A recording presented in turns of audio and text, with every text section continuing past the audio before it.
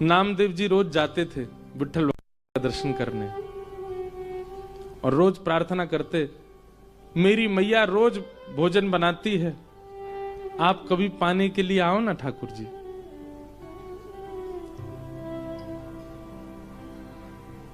रोज नामदेव जी की एक ही प्रार्थना सुन के ठाकुर जी बोले, हे नामा, अब तू कहता है रोज मेरे घर प्रसाद पाने आओ, यहां दर्शन कौन देगा? फिर एक काम हो सकता है। बोले क्या? तू मेरी जगह खड़ा हो जा तो मैं जाऊं प्रसाद पाने। नामदेव जी बोले, ये कैसे संभव है? बोले तू आना, मैं श्रृंगार करूंगा तेरा, बिल्कुल पंडरीनाथ बना दूंगा और फिर मैं जाऊंगा तेरे घर प्रसाद पाने।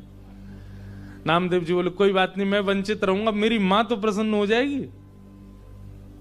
नामदेव जी पंडरीनाथ भगवान की जगह खड़े हो गए। अब भगवान सामने खड़े होकर बता रहे, ऐसे खड़े हो। नामदेव जी ऐसे खड़े हो गए। नेत्र बंद कर लो। बोले कर लिए। ठाकुर जी ने स्पर्श करके बिल्कुल श्याम वर्ण के जैसे ठाकुर जी वैसे बना दिया। अब ठाकुर जी बोले, अब तुम पंडरीनाथ हो गए हो? बोले जी। अब याद रखना 3:30 बजे सुबह काकड़ा आरती होगी, मंगला आरती। और काकड़ा आरती में ये पुजारी लोग बिल्कुल विचार नहीं करेंगे, ठंडे जल से नवाएंगे, ठिठरना नहीं। उसके बाद तुमको दूध से नवाएंगे, ठिठरना नहीं। नामदेव जी बोले, मुझे नहीं बनना पंडरीनाथ। बोले नहीं, अब तो तू खड़ा ही रहे यहीं पे, अब तेरे को भी तो पता चले मुझे क्या अनुभव होता है। और काकड़ा आरती में नियम होता है कि ठाकुर जी श्री पंडरीनाथ भगवान के मुंह पे मक्खन ऐसे रख देते हैं, मक्खन ऐसे चिपका देते हैं पूरा, और फिर उसके बाद आरती करते हैं ठाकुर जी की। कभी जाओ पंढरपुर दर्शन करना मंगला का, काकड़ा आरती बहुत सुंदर होती है। तो ऐसे मक्खन रख देंगे, मन तो होगा तेरा खाने का पर चाटना नहीं। अगर नेक भी मक्खन खत्म हुआ तो पुजारी बहुत मारेंगे।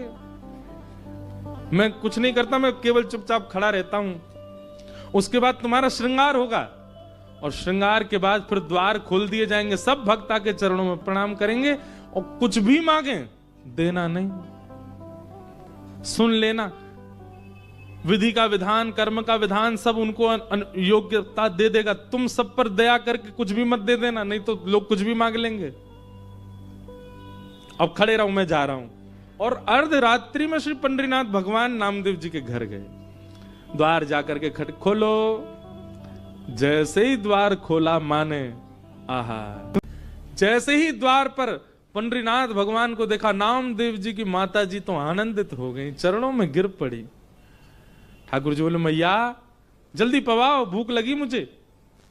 ये पुजारी लोग एक ही चीज खवा, पूरन पोली खवाते रहते हैं मुझको रोज, मेरा मन भर गया, अब कुछ और पवाओ। नामदेव जी की माता जी ने सुंदर प्रसाद। नामा कहां चला गया, अभी तक आया नहीं, इतनी देर का गया है। ठाकुर जी बोले, अभी मिलवाने ले चलूंगा नामदेव से, उससे पहले प्रसाद पा लो। ठाकुर जी ने प्रसाद पाया। प्रसाद पा करके महाराज मैया से बोले, कारी सौल लेके आओ, एक कारी कमली लेके आओ। मैया बोली, क्यों? बोले, कोई पहचान जाएगा, मुझे ढक के चलूंगा। और एक कारी सौल ठाकुर जी ने ऐसे सिर के ऊपर के ओढ़ी, केवल नेत्र दिख रहे हैं, बाकी पूरे ठाकुर जी ढक गए। और मैया से बोले, चलो मेरे संग। कहां? मंगला आरती हो रही है पंडरीनाथ भगवान की, और ठाकुर जी लाइन में खड़े हैं, जहां कतार में वैष्णव खड़े होते हैं, वहां नामदेव जी की मैया के साथ खड़े। नामदेव जी की मैया बोली, आप तो यहां खड़े हो, आरती किसकी हो रही है? बोले, नामदेव खड़ा है मेरी ओर, मेरी जगह नामदेव खड़ा, आज उसकी आरती होगी और मैं उसका दर्शन करूंगा। जैसे ही भीतर पहुंचे, श्री नामदेव जी की आरती चल रही है, पंडरीनाथ बन के खड़े हैं और दूर दर्शनार्थियों में खड़े श्री पंडरीनाथ जी बलैया ले रहे हैं। आहा, मेरा नामा कितना प्यारा लग रहा है, कितना सुंदर लग रहा है मेरा नाम। जैसे ही ठाकुर जी पहुंचे गर्भगृह में, तो नामदेव जी ने नेत्र खोल के ठाकुर जी को देखा। अब नामदेव जी घबराए, बोले, ये कहीं मुझे प्रणाम ना कर लें। ठाकुर जी बोले, आज तो नामा रोक नहीं पाएगा। और तुरंत ठाकुर जी ऐसे सिर झुका के वंदन, नामदेव जी के नेत्र सजल हो गए। ठाकुर जी बोले, रोइयो मत, पुजारी देख लेंगे, ठाकुर के आंसू आ रहे हैं। आहा, आज भी पंढरपुर में 365 दिन में एक दिन आता है, उस दिन आज भी यही भाव रखा जाता है कि श्री पंडरीनाथ भगवान नहीं, आज नामदेव जी खड़े हैं। और उस दिन जितने वैष्णव दर्शनार्थी आते हैं सबको प्रणाम करते हैं। क्यों? बोले इन वैष्णवों में कहीं ना कहीं पंडरीनाथ आए होंगे दर्शन करने के।